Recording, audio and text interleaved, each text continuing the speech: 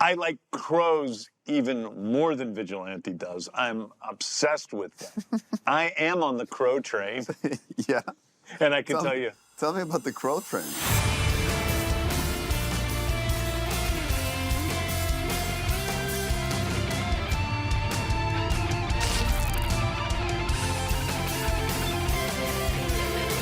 We ready, guys? Do it. Okay. Whoop. Hey, everybody.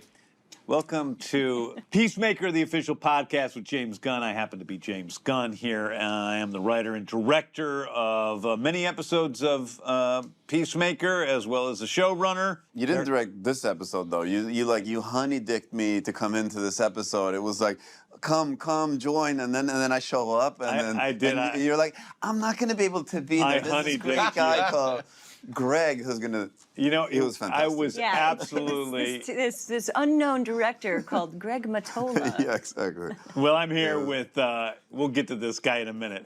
I'm here with my co-hosts Jennifer Holland and Steve Agee. That's right. I play John Economos on Peacemaker. He said my name first. I should have gone first, but it's fine. Right. It's fine. And I'm Jennifer Holland. I play Emilia Harcourt. That's right. And this is the official destination where we go deeper into each and every episode of Peacemaker. We love talking about Peacemaker, about behind the scenes, about the secret meaning of things, about Easter eggs. We also talk about the music. We answer fan questions and much more.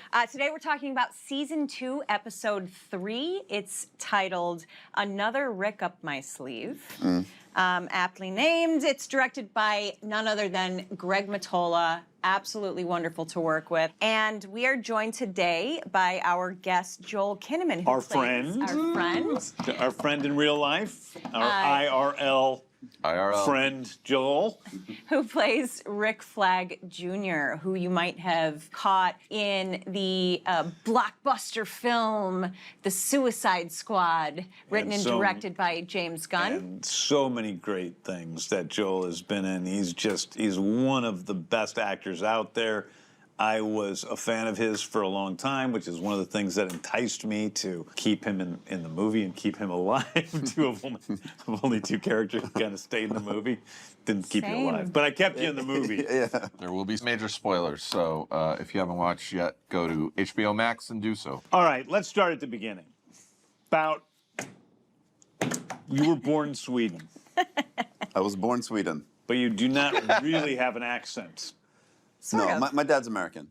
So yeah. I grew up in Sweden, but I spoke English with my dad. So when I came here in 2009, I did have quite a significant accent, but I kind of skidded by. I actually think in the years I've known you, you even have less of an accent than you used to. I mean, because I've lived here for 15 years. But when I go back, like my first job in the U.S., The Killing, this show on one of the best shows ever. AMC. First thing I ever saw you in, I know it's probably not the first thing by far you ever did it as an actor, but you are so great in that show, Joel. I mean, you're just so good. But there, I got away with it because I was doing some kind of home cooked like hip hop accent or like But yeah, so I think I got away with because when I go back and listen to that, I don't really understand that people didn't pick up like on my Swedish more than that. But it is what it is. No, you're great on that show, but you're great in pretty much everything you do. You have a kind of naturalistic acting style that definitely feeds into what I write, which people don't necessarily think of. But like one of the things that I try to do is take these outlandish characters and bring them down to earth. And so we had a great time. And we had a great time on The Suicide Squad because you're like, James, I've never really done comedy before.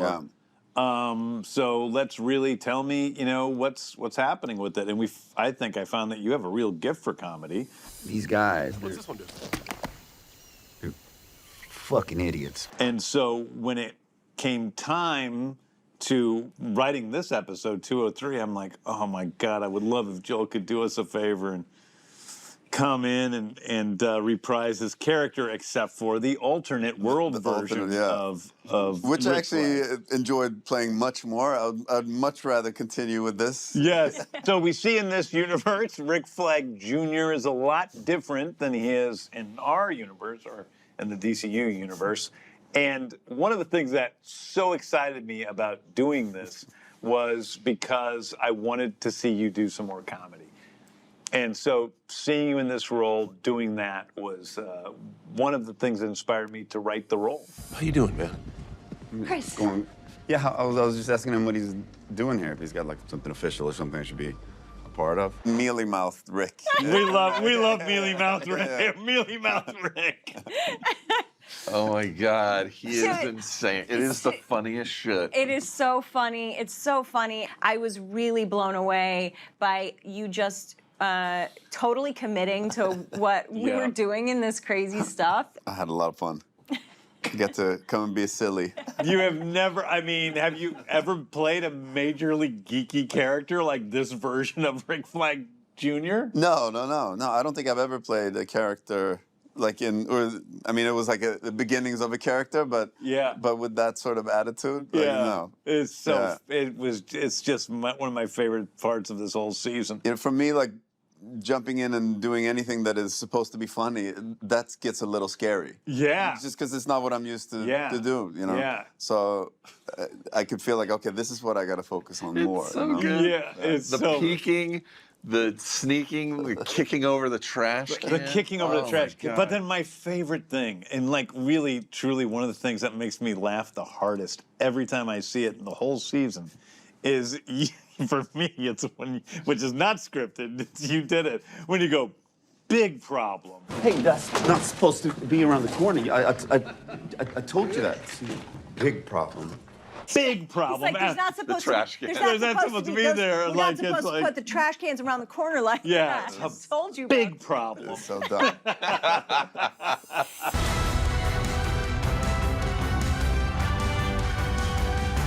We start out the episode where we reveal something that Jen and I have known since the beginning of this show, that the reason Harcourt reacted negatively to Peacemaker in episode 1. Negatively. The reason why she wanted to murder Peacemaker In the but first couldn't season. because she was on a team with him is because her best friend, and maybe one of her only real close friends. Was Rick Flag Jr. Yeah. By the way, the first scene where we see Joel and Jen together, you mention a girlfriend who could blow a hole in the earth. That's the Enchantress, Enchantress. who he ends up with in the original David Ayer's original Suicide Squad. So to make matters worse, because one of the big things we talk about in the show is what's canon, because between season 1 of Peacemaker and season 2 of Peacemaker, there is a big shift from the DCEU to the DCU. So most things are canon, but some things are not. Obviously, one thing that's canon is that Peacemaker killed Rick Flag Jr. in Corto Maltese, and you are Rick Flag Jr. But that doesn't stop us from putting makeup on you and turning into another character in the DCU in the future. Or, you know, his twin. Some evil villain. So in this episode of Peacemaker, we really get Peacemaker going into the alternate dimension, going to Earth 2, and we find out, you know, we've already met his brother who's still alive. We've met his father who's actually a sweet guy and is not the White Dragon, is the Blue Dragon. They're in a group called the Top Trio, and we knew that Emilia Harcourt existed in this world because we saw a picture of them together that they had dated. But in this episode, it's the first time we see Christopher Smith from our world, the DCU, venturing out into this other dimension, which is fantastic. Everybody loves Peacemaker, greatest dimension in the world. And he goes to, you know, probably against his better judgment, goes to Argus 2 to meet Emilia Harcourt 2. Jen, you're amazing as Harcourt. And Thank you. This different, but, you know, what I liked about the way you portray Harcourt 2 is she's different. But you're not doing, like, a totally different, you know, I mean, there's, like... Yeah. It's like Well, I didn't want it grounded to though. be. Very grounded. Yeah. Yeah. It's like That was you my need hope. that. Thank you. With John, you know, and with those John and those clothes, you know, you need something to ground it. yeah. I wanted her to seem like she was still the same person with the same sort of genetic makeup and everything. You know, it's sort of the nature versus nurture conversation. She grew up in a different setting. She Yes. had different parents. She had a different experience than our harsh, hardened version of Harcourt in our regular universe. And I wanted to make that so she still has a wry What was sensibility, but she's just so much softer. What was the subtle difference that made our Harcourt and this world's Harcourt Thirst Court, which we call her Thirst Court because she's a little thirsty. Well, I think that maybe the thing is that like the damage that our Harcourt has is this deep, dark stuff that you and I have discussed about what makes her who she is. Yeah. And the only real damage that Harcourt 2 has is that she's been fucked over by guys, and so she's a little bit. I also am going to needy. bet she has an alcoholic father. This Thirst Court. Hey, Thirst maybe Court I looks didn't like think she has about daddy it. issues. Yeah, she's got like Serious she's daddy willing to issues. put up with some seriously bad behavior. Yeah. The weird thing for me is the smiling. Harcourt 2 smiles Smiling. way Yeah, more often. yeah, You yeah. don't see that. Yeah, or how she says, I'm sorry, I'm just breaking your balls after just saying some kind of silly and stupid, Yeah. whereas Harcourt says, eat my She's dick, breaking. Schwarzenegger, and doesn't give a shit. That's right. Well, we are introduced to the peace cycle, which is actually right over there in my office. We're shooting in my office. So it's like there's nothing that I think Christopher Smith is more excited about in Earth 2, even Emilia Harcourt 2, than the peace cycle. Pretty cool. It's a pretty cool peace cycle. It's got torpedoes on it. Subwoofers and Subwoofers. Fucking missiles. Yeah, missiles on the front. It's so ridiculous. Yeah, I don't know. Can you drive at the same time you're firing the missiles, do you think? Yeah. Yeah, I mean, think you it's just got to speed up because you're going to kick back a triggers. little bit, so you have to. Wow. Thumb okay. triggers Yeah. for sure. I thought you would have to stop if you shot that thing off. Peacemaker and Emilia Harcourt have a wonderful little romantic montage to Ozzy Osbourne's "Dreamer." Strangely, the second time we're using a song title, we used Foxy Shazam's "Dreamer" in episode 1. Now we're using Ozzy Osbourne's "Dreamer." Two separate great songs. Two great songs. One of my favorite slower Ozzy songs. As they talk, there's an explosion. Did you see the explosion coming? No. Because you're watching this for the first Yeah. time. No. Yeah. Definitely took me by surprise. Yeah. Yeah. It does. Pretty funny. It is funny. And then we have Jerry. Jerry. Yeah. I don't know if anybody notices, but all Jerry. of the Sons of Liberty, that's the group that's taking over the DMV. terrorists that's taking over the DMV. Because They look like they all come from Portland. right, they do kind of look They're like Portlandia terrorists. Yeah, kind of Portland boys. I mean, listen, Evergreen is very similar to, Portland. It's northwest. Oh, yeah, there it is. That's where we are. Yep. And at that point, Sons of Liberty take over the DMV, and Peacemaker goes into action. And we see him, for the first time in a while, kick a lot of ass. Yeah. Joel So was ridiculous. giggling maniacally at every death on screen. So nice to me. What was your favorite death in the Oh, I think it was the pencils. the pencils yeah. to the? But also that sad little malnourished fellow that got an axe to his forehead. Malnourished. Yeah, that's sad little guy. That was such a bully move. I felt like he shouldn't have. He is you a know. terrorist. Yeah, but he was having a rough time in life, and I felt like was. And I he's had sympathy for him. Then. Still Eaten in a confused while. after. Yeah, the there's thing. a moment He's like, where what? there's his happened? brain didn't exactly. I felt for him, Yeah. and yeah, Yeah. I felt for him. I didn't feel jack shit for. Well, he's got a name too. They all have names. They all have They all names. have first names that are like funny. these I don't- Brad and Gary and Jim and Yeah. The pencil one was pretty good. Yeah, and I like how he squishes, Yeah. he mixes the brains. Yeah, he he does, makes yeah. a little brain smoothie. Yeah, smoothie. One of the terrorists, when they first run into the DMV, she's got a big machine gun and she shoots it up to the air and she says, "Man said down on the motherfucking ground." That's Cece Ice. She's my Your stunt she's my double. stunt double Yeah, this season. yeah, she's great. She's great. And so Peacemaker becomes the hero that he really wants to be, and talks to his brother. And there's this kind of really David Denman's fantastic in that scene, and Greg did a fantastic job directing the scene with the two brothers, where we see the sadness. And You're my brother, and you always will be, no matter what you do.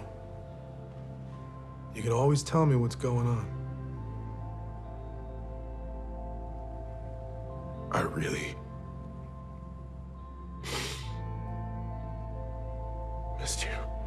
John, like, we haven't talked about it, but, you know, John, between when you worked with him on the Suicide Squad and today, has done so much acting, and he's grown so much as an actor. I can tell. It's like really a cool thing.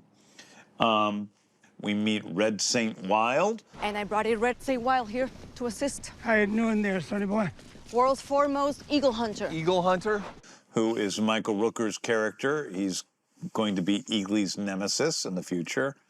He said the culturally inappropriately dressed Michael Rooker. That was culturally appropriating in the background. Culturally appropriating, yeah, culturally appropriating. Yeah, I think you. This is a spoiler. You say the same. Yeah, you call him culture. You call him Captain Cultural. Captain Cultural Appropriation. Especially with that Bolivian hat on those. Yeah. Oh, there's a Bolivian. Is that the main? I think it's more the Native American. Yeah, but Native. He does look a lot like Willie Nelson. He does do the that. braids. There's a lot of Willie Nelson in there. Is Willie Are you Nelson suggesting culturally it? appropriating things? Yes, I think so. But I think it's okay. It's okay because he's fucking Willie Yeah, Nelson. He's pretty great. Willie Nelson's I a saw pretty Willie great Nelson guy. on the bowl last year. Yeah, still great. 107 years old and just like incredible. Like 107. Yeah. Okay. Oh, also, the other thing that we see in this episode is a return of one of the Peacemaker season 1's favorite characters, the Judo Master. Oh, yeah. Played by Nuh Lee. Who we find out his Judo Master's real name is Rip Jagger. Rip Jagger, as it is in the comics. Is that? I did not know that. Oh, no, his name in the comics is Rip Jagger. Oh. Yeah, it's a crazy name, especially for Nuh. Oh my God, that's so fucking funny. Yeah. Who the fuck is Rip Jagger? Hey, fatty. Jagger's a Vietnamese name. I don't know if you knew that. So Mick Jagger is Vietnamese. That's right. Okay. He's part, at least his father. Somewhere is down the line. Yeah. Vietnamese for sure, because Jagger is a Vietnamese family name. Classic Interesting. Vietnamese name. Even though, you know, Judo Master is white in the comics. Oh, I didn't know. Well, that is weird. It's not weird for the 50s and 60s. Right, that's 60s when he's from, they made everybody white. Right. Joel, back in, what year was it? 19. When we did 2019. Suicide Squad? Yeah. Yeah. So you had already played Rick Flag. You got the screenplay? Is that what happened next? You knew that I was writing and directing, Yeah, correct? yeah. Did somebody warn you what happened to your character in the script? Or not? I don't think I know Jai told me that nobody fuking told him. Oh, no. It's not funny, You just really. got it and read it? He got it. He's excited to read the script, and I made He dies on like page 14. he dies or on like something. page 4, 10 or something, and like nobody told him, and he's like, I can't wait to read this James Gunn script with my character, Captain Boomerang, reprising his role. Disintegrates. And he finds himself getting totally chopped up on, you know, but the cookie crumbles. his agents were told, but Maybe they told me. I don't know. yeah. Yeah. But you really don't die. He cares you get, so little. He's so chill. He's like, I don't know. I mean, you know, of course, it's like you know, it's going to be a great experience and a great ride, and so of course, there's like a little sadness that you're only going to be in one chapter, but but it's but fucking- obviously not true. You're in. Here you are you are. coming back. It's a noble, heroic death. though. yeah, no, when we shot it, I was so happy with it. For me, it was. I mean, that fight, like. I love that shot that we did. Oh, that we did in the helmet. In the helmet, Yeah. that's I love that. No, I love that, and you know, I thought it was a pretty iconic death. I was very happy with it. It is. Joel's talking about this incredible fight sequence. In case you haven't seen the Suicide Squad, they have this crazy cool shot where they kind of go around. I think you're going around. Yeah, well, what happens is Peacemaker's helmet falls off his head. It's laying in the middle of the cellar where they are. And Joel and Peacemaker in a single shot. We track not with them, but around the helmet as we see their reflection as they fight, and then it swish pans over to them actually fighting, and it was complicated. And the whole fight sequence is pretty complicated. Fucking Richard Norton. And shout out to the great Richard Norton, who choreographed that fight under stunt coordinator Guy Norris. Richard Norton was a wonderful guy, actor, fight choreographer, and he just passed away a couple months ago. I loved Richard. He was such a sweet man. And he was one of my teachers, you know. I trained a lot of jiu-jitsu with him. And he was a very nice man. Yeah. He was a great guy. Yeah, love to his family, and he always made things fun, you know, fun and light and easy. But he was still very much on point, and you know, always had a clear vision of what he wanted to do. But he just brought a light spirit. I loved Richard because Richard was one of these guys that had acted as like the Caucasian guy in a bunch of old Hong Kong movies, and I'm a huge Hong Kong movie fan, so I would ask him for all the dirt on these old Hong Kong films. He was a beast. He was an absolute beast. Yeah. By the way, Joel had a really funny scene in the Suicide Squad. He got to be really funny with. There's a scene where he's like, "I don't know what I did to get stuck with you idiots," and then we flash back to him insulting Amanda Waller. That we cut from. Fucking so funny. We cut from the film, but it's in the outtakes. Idris's character, Bloodsport, says, "What landed you here? Why would Waller let you die?" Oh, yeah. And then you think back to when you were in the office and Waller came in one day wearing this really ugly shirt with flowers all over it. And you said to her, like, "Waller, what's with that shirt? It looks like the clowns took a shit all over you." And she is it was a great so angry. And you go Stoneface. And you're, I am Economos laughing is so hard. Economos is laughing his ass off. Her off. But Viola could be terrifying. Like really, like she had a stare that's like. Oh my God! The minute Real she life, turns into Waller, she's so scary. Yeah, and then you just little by little stop laughing, but then you know. That's why she sent you to die. She's that mean. I love that. I love that. That's canon. That's canon. Let's make it canon. There was one thing in this episode that I should mention that I've only seen John get upset during shooting twice during all 2 seasons of Peacemaker. The first was in season 1. We were shooting an action sequence, and the camera operators were being unsafe. They were getting too close to his stunt partner, and they heard her and like kind of ran into her, and they had run into her a little bit, like 2 more times, and John very sternly was like, "You can't do that. You've got to be careful. You're gonna hurt somebody." And then the other time is when his character had to spell "you're" in text Y-O-U-R, as in "you're the best." When he meant Y-O-U. When he meant Y-O-U. He meant the contraction. He might be a little bit on the spectrum as well. Like just John? John, yeah. He's very particular. Yeah. Joel leaned over to me watching the show right before this when Vigilante was going on about his love of crows being questioned about animals, and he said quite the extreme of the spectrum. Crows are also one of my favorites. Adrian, it is too early for this. I like animals a lot, by the way. I like animals as much as clearly as Vigilante, and I like crows even more than Vigilante does. I'm obsessed with them, and I am on the crow train. And I can tell you. Tell me about the crow train. You guys aren't on the crow train? Oh my God, I know so many crow facts. What do you love so much about them? Okay, well, first of all, crows, here we go. They are smarter than chimpanzees. Yeah. Okay? They can make tools that, like, they can think, like, 3 steps ahead of themselves. That's something that they plan. No primate besides humans can do. Right. You know, you can see, wonderful videos online of crows sledding down the snow, making little sets into sleds and sledding on snow. I just know that you've spent so much time looking at these videos. You can, there's a great, they remember your face forever. Like, they've done wonderful studies where, like, a guy will wear a Nixon mask and be mean to a crow, and they will then tell other people. Fun job. When like, that fun job.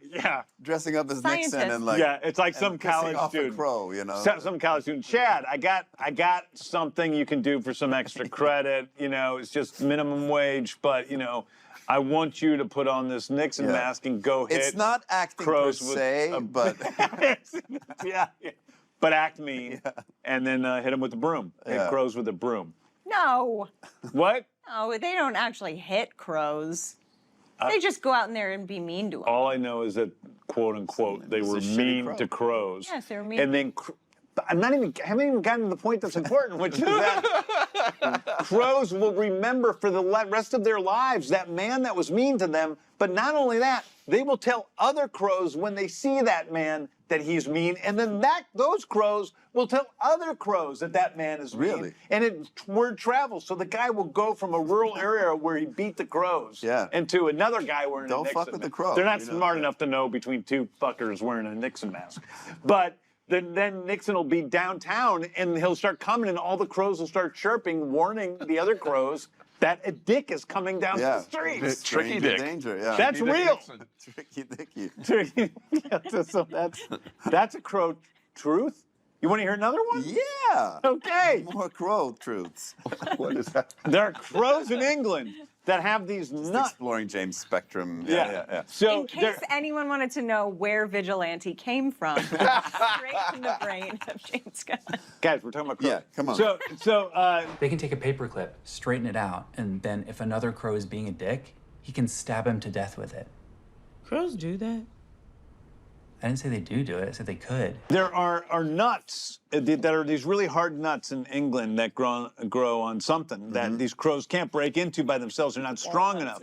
So what they've learned to do is they take the nuts, they go to the top of this, what do you call it? A light post or something like that. Yeah, like traffic lights. They drop it. They drop it on the street so that cars come by and crush it. Wait. Joel, fucking let it Wait. finish. No. The cars crush it. The crows come down. I love Peacemaker. I love crows more. The crow comes down. It stands on the sidewalk with all the people waiting to cross the crosswalk, watches the little red man on the light, saying, don't walk, waits for it to turn green, and the minute it turns green, the little crow walks across the street, eats the nut. And they do that all fucking day long. Is that crazy or what? They're so, oh my God, they're the greatest.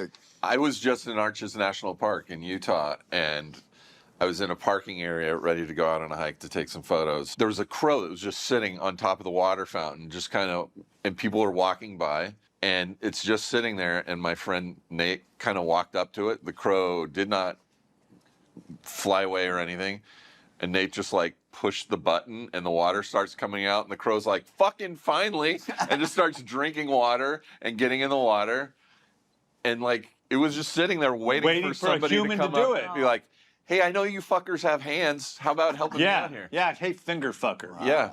Not finger fucker. Whoa. But, no, like they call us. Guy with a finger. That's a racist term that a Fucker crow with a calls finger. humans, Yeah. like finglies. They call us. Get one of those finglies over there to do it for us. And he was just like, I'll just wait here and someone will pick up on it. Yeah, a fingly will come by and do what they need to do. And the only thing they're fucking good for. Yeah. I'm so glad we went down this. Now, Welcome. Now I'm going to be obsessed. Yeah. Welcome to the Peacemaker podcast. And now, Peace Thoughts. Welcome back to another edition of Peace Thoughts, where I share my unfiltered thoughts on moments throughout the series. So here we find ourselves in the third episode. We have traveled through the QUC into the alternate Peacemaker universe to stumble into Argus to find an alive, stumbly, mealy-mouthed version of Rick Flag Jr. I love this moment for Joel because he gets to play a character strongly opposed to his character Rick Flag Jr. And the great thing about it is he gets the freedom to explore that space where Peacemaker is just kind of taking this all in of this guy is alive. How do I cope with this? What's going on, Chris? Jesus fucking Christ. You got some business or something here? What's up, Rick? Joel gets to do some stuff you don't normally see him do, which is great. It was great working with him again. It was great seeing him again. Gosh, I couldn't be more grateful for all we did in the Suicide Squad and literally the fight that made this show. I'm glad he got to be a part of this. Seeing him do do that stuff like as an authoritative office manager who has to flex his authority just because that's all he has and look vulnerably foolish and then try to blame it on people. The stuff that didn't make it, like his outtakes, are very good. It's one of those things where you watch and you're laughing as it happens, so you know it's going to be great. And for him to just think of like, oh, I'll do a bit with the trash can. It's insightful, it was good physical comedy, and it in one small thing of him kicking over the trash can, blaming it on the other guy, and trying to escape out of sight, you get exactly who his character is. It's taking an inch and making it a mile. That's it for this episode's Peace Thoughts. Back to you, James, Jen, and Steve. We now return to our regularly scheduled program. Song Spotlight, what do we got? Oh my God, there's so many good. Dreamer is great. Animal by Shining is the song That's that a great plays one. at the end. That's my favorite. They're a Swedish metal band at the end. Oh, metal. You know. It's not for you. Well, I know, but that song at the end, you like that song, right? Yeah. I heard you tapping your feet. That's a great song. They appear in 2 episodes of this season of Peacemaker. But I gotta say, "Break It Out" by Ammo Track. That's one of my favorite songs from the whole season. It's off their Ammo Track's 2023 album Accelerate, and they are also a Swedish hard rock band from what the hell? Skövde. You guys are ridiculous. That's a sad place. They were formed in 2004. They've been a support act for one of our Peacemaker house bands, Hardcore Superstar. And man, that song, I love that song. Shout out to Skövde. The what? Shout out to Skövde. Yeah. Where Hardcore Superstar from? Do you know? They're a Swedish band. Do you know them? No, I don't know. You listen to Money Brother? Yeah. You know Anders? Yeah. I know Anders. Yeah. Yeah. Not well, but Well, Yeah. he's fantastic. Yeah, Anders Wenden is a guy who he was in a sort of punk soul band called Monster, and then became Money Brother, which was like Dude, you go so soul deep with your band. music. This Yeah. is actually really impressive. yeah, Yeah. Money Brothers dope. crows Like, and yeah. Swedish music, Yeah. bro. That's my thing. Oh, he loves Swedish crows more than Anything. No, conversely, that's the only crows I hate. Are there crows in Sweden? Yeah. I don't know that. crows See, are I the don't know everything smartest. about crows nor Sweden. What do you think about ravens? What's the difference? No, they're different, but They're bigger. Ravens are bigger, right? But they're also smart like crows. Yeah. Yeah, all different types of. Yeah, there's one type we of. got a lot of ravens. Yeah. You get a lot of ravens in Yeah, Sweden? that's like Odin, like a raven took his Yeah. eye. Let me ask you a question. Sweden's so fucking great. It's like not a question, but okay. No, it's not. I'm not over. Sweden's so great. Why the hell do you live in Los Angeles? I mean, have you been to Sweden in November? Yeah. It's fucking misery. He doesn't think about the California is the amazing. whole year in other places because he tends to like. What the hell do I have to do with outside of Also the the work. house or the office? Like That's true. He I'm just working. never leaves the house ever. And you've been busy lately, Joel. You've been doing a lot of stuff. What do you want to pimp out right now? Out of your 12,000 projects? 5th season of For All Mankind. Very happy about that. Yeah. I'm 80 years old in that season. Dude, what are you doing with all your money you're making? You're pouring it into that house. Oh God, huge mistake. Like, huge. I'm literally doing the thing that I've been like preaching to all my friends to never do. Like, never create a lifestyle where you have to make money. Yeah. And then I just go build this house in Malibu like an idiot. Like, what a fucking idiot. And it's just like a money pit. And during the years of my life where I made like so much more money than I ever thought I would ever make in my life, and it's the years where I had the most like financial anxiety. It's like such an own goal. Yeah. My life is terrible. I know you're like you have a hard life. Yeah, you know, I some do. people are just burdened. I have it. I want people to feel sorry for me. Yeah, you know, it's hard to be this incredibly good-looking, fantastically talented multi-millionaire with a supermodel wife. Like that's difficult, man. Yeah. People don't get it. They think it's easy. Yeah. Being Joel Kinnaman. Yeah, it's not. It's not easy. Because I'm still an idiot, So that's the problem. I make terrible choices all the time. That is true. Yeah.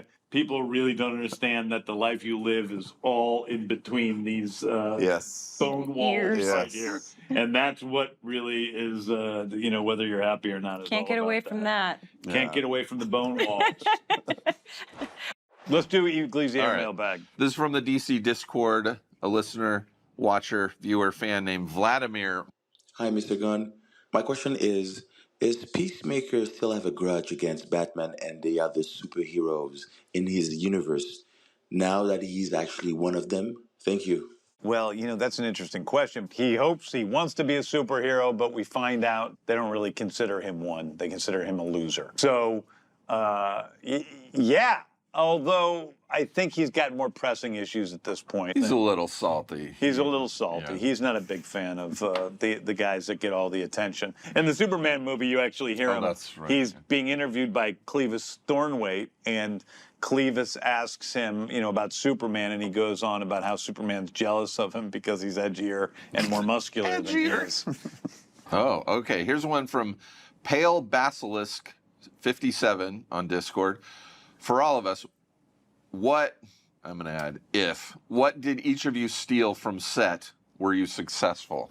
I never took anything from set. Well, he took a whole fucking bike. James took a motorcycle. I have Peacemaker's Peace Cycle right over there, but I didn't steal it. The boss. There's a large framed photo of Robert Patrick in the trophy room. Oh, yeah. That everybody had their eye on and wanted. Really? Yes, everybody wanted that. It's a really. It's not even is it a photo? I thought it was a painting of Robert Patrick, and it is so fucking creepy. It's creepy. But I would not want that up in my house. The thing that I really, you would want it? Yeah. The thing that I really wanted was there's in Peacemaker 2's bedroom. There's like a bust. The bust of John Cena? You want things I would never want up in our house. Hilarious. You want a bust of John Cena's weird face up in our house? It's so funny to me.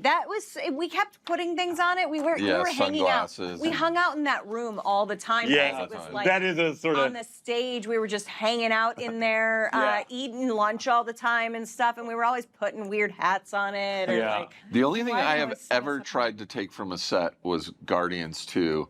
I tried to take Jeff's goggles. Did you get them? I did not. And then when we did Comic-Con, and you had us all come out, all the Ravagers come out in costume, I was like, I can steal them here. Did you? And I put them in my bag. And as I was leaving, someone frantically came running up to me. They're like, have you seen the goggles? I'm going to get fucking fired if I don't get those goggles. And I was like, fuck. And I gave them the goggles. No. Back. Yeah. Have you ever stolen anything from any sets you worked on? Yeah, it took I had this little, in The Killing, I had this little basketball hoop that I was always throwing. I took that for some reason. But it doesn't really seem like stealing. No. No. I haven't really stolen. I don't really steal stuff. The last day of production always comes up so fast, too, by the way, and you're like, but that's a good idea. Oh, I should have fucking But I will tell you on Superman, literally everyone who worked on that film stole. Was the most steely set I've ever been on. Oh my gosh. The Man of Steely By set. the time they were at the end of filming, there were no crystals left. That was the main thing. In the computer, in the Fortress of Solitude, there's all these crystals. And at the end of the shooting, there were no crystals. Just gone. That's hilarious. They had stolen them. We gave people crystals too as a wrap gift. So that's cool. I have a bunch of things. I have the original Infinity Stone from Guardians 1. Oh yeah. Before it was purple, when it was red, which is how we shot the movie. And then the orb, that they're after. Yeah. And that I own those things. I own Kurt Russell's car from Guardians 2. That's pretty badass. Yeah, Okay, you win, James. Fine, you win. I do. Yeah, You didn't probably steal have these things. No, I didn't. You just took them. No, people gave them. Somebody gave them to me. Just drove away. Yeah, they gave them to me. I have Bill Party's badge from Slither. I have a bunch of cool stuff. Yeah. All right. Well, we have one last question from @versusseed. Peacemaker's dad works for Lex Luthor to develop the quantum unfolding chamber technology? Question mark. Or did So where are we in this? We're in episode 3. What happened in episode? What happened in episode 2? We don't know. I think no. We've already learned. No. We've already. Oh, we haven't. Next episode, we'll learn where he got the quantum unfoldment chamber we haven't from figured at the that out beginning yet. of episode 4. That's right. So tune in next week. Tune in next week and you'll find out the answer to your question versus... Thank you so much, Joel, for spending all this time with us. My pleasure. It was so It's good to wonderful see you guys. having you. It's really good to see you. I really enjoyed watching the episode. That was super fun. We hope we get to I love see, I get to come and be silly with y'all for a couple of days. Every now and then. We hope we get to see your character return, Mealy-mouthed or Rick. you. Yeah, mealy-mouthed Rick Flags. Mealy-mouthed Rick Flag. So tune in next week when we dig into Season 2, Episode 4. It's entitled, Need I Say Door? Tim Meadows, who plays Langston Flory, will be joining us to talk about the seriousness of bird blindness. Stream new episodes of Peacemaker Thursdays on HBO Max, and you can find this podcast on HBO Max, the HBO Max YouTube channel, and wherever you get your podcasts. This has been DC Studios Showcase presentation. This was an OBB sound production for HBO Max and DC Studios, hosted by James Gunn, with co-host Jennifer Holland and me, Steve Agee. Executive producers for DC Studios are Phil Sopanides and Gary Barbosa. Executive producer for HBO Max is Becky Rowe. Executive producers for OBB are Michael D. Ratner, Scott Ratner, and Toby Lawless. Special thanks to, from DC, Mike Pilata and Victor Diaz. And from HBO Max Design, Tom Haskard, Martha Duarte Diaz, Ryan Cronin, Brett Krause, and John Northway. Producer, Toby Lawless. Producer for HBO Max is Aaron Kelly. Research producer, Jesse Holland. Associate producer, Tess Bartholomew. Associate producer, Chris Stipp. Production manager, Kevin Lynn. Studio coordinator, Elijah Matias. Director of photography, Chris Piper. First assistant camera and camera operator, AJ Knight. Gaffer, Arthur Garcia. Key grip, Jake Reeder. Sound mixer, Josh Falcon. Sound mixer, Darren Bowling. Post-production supervisor, Mariana Cristostomo. Lead editor, Jesse Holland. Editor, Louis Sinibaldi. Assistant editor, Mark Alcacid.